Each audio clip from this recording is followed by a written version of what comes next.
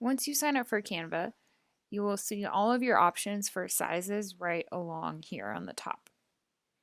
Now, depending on what you're going for, you're going to want to pick the right size. So if you're just focused on presenting it on a computer, you can choose video presentation or presentation. They're really the same, just the video presentation one gives you options and templates to use ones that are video.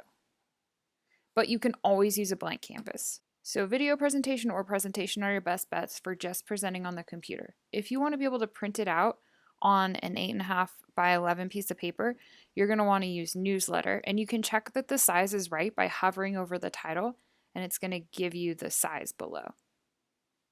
So choose newsletter if you want to print it out like on an 8.5 by 11 paper, or presentation if you want to maximize it for only presenting on the computer. Let's go over some basics of how to use Canva. These are optional templates you can use, and you can scroll through them. I often find those kind of limiting when I'm creating something, so I like to start with just a blank template.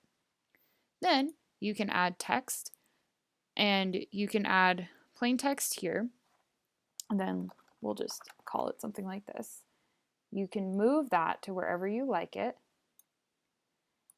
and then you can also change the size, the font style. Now these ones with little crowns mean you have to pay for it. So all the ones without little crowns are free.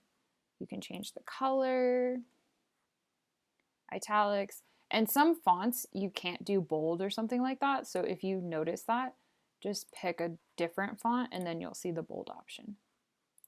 If you don't like that, you can just simply press delete. Elements are things like arrows, shapes, etc. One thing I will tell you about this is if you don't pick one that's free, then it'll have a watermark on it.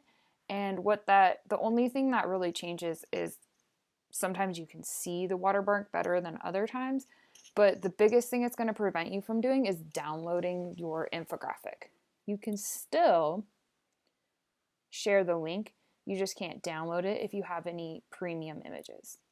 So one way around that is to make sure you pick free images only, or you can take a screenshot of your infographic and then print it out. You can even add photos, or you can upload your own photos. Make sure you don't delete them from this little upload section, or it could delete them from your infographic online. You can also change up the background. One word of caution, make sure you don't pick a background that's too distracting, otherwise it's kind of hard to pick out what is on your information. So when you're ready, you can press the little download arrow, and then you can choose your options and then press download. Or you can share the link so that someone can access it. And that's the basics of how to use Canva.